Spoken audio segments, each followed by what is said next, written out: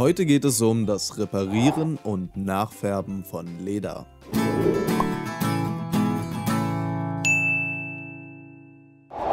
Lackiertes Leder ist zwar widerstandsfähig, aber mit der Zeit kommt es unter Dauerbelastung zum Abrieb der Farbschicht.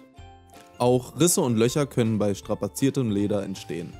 Besonders betroffen sind oft die Sitzflächen und einstiegseitigen Sitzwangen. Ganz klar, auch bei normaler Nutzung des Fahrzeugs sind diese Stellen der größten mechanischen Einwirkung ausgesetzt. Zunächst einmal muss das Leder gereinigt werden. Wie das geht, zeigen wir euch im Quick and Clean Lederreinigung und Pflege. Ist das Leder gereinigt, können wir beginnen. Zusätzlich zu den Reinigungsutensilien benötigen wir folgende Produkte. Ein Schleifpad, um die Oberfläche zu glätten und zu vergrößern für optimale Nachfärbungsergebnisse. Lederreinigungsbenzin zum Entfetten. Das entsprechende Lederfresh. Hier handelt es sich um die eigentliche Farbe. Schwarz ist meistens schwarz, außer bei Audi, da gibt es teilweise Unterschiede. Alle sonstigen Farben könnt ihr euch beim Lederzentrum individuell anmischen lassen. Das Flüssigleder dient als Spachtelmasse, um Risse und Löcher zu schließen und aufzufüllen. Der GLD-Stift dient zum Glätten des Flüssigleders. Da dieses gummiartig aushärtet, ist es kaum schleifbar. Mit dem Spachtel tragen wir das Flüssigleder auf und streichen es glatt. Und zu guter Letzt Lederprotektor oder Versiegelung für den perfekten Schutz. Und Action!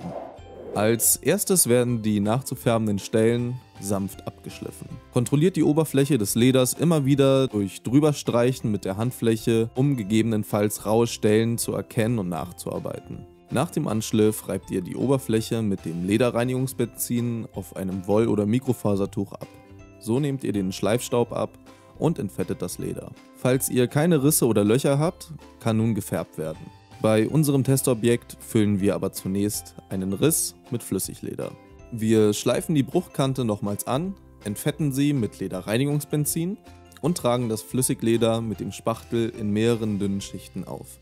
Die einzelnen Schichten trocknen wir mit einem Heißluftföhn aus. Das Ganze geht auch ohne Föhn, dauert dann nur länger. Wir füllen die Flüssiglederschichten auf, bis wir eine leichte Erhöhung zum Leder haben. Trocknen diese und glätten es dann mit dem GLD-Stift, damit wir eine Ebene haben. Sobald das Flüssigleder ausgehärtet ist, können wir färben. Die reparierten Stellen werden immer zuerst gefärbt. Wir nehmen also das Lederfresh zur Hand, tröpfeln einen Schwamm und tupfen die reparierten Stellen dünnschichtig ab. Trocknen diese mit dem Heißluftföhn und wiederholen das Vorgehen, bis wir ein deckendes Ergebnis haben.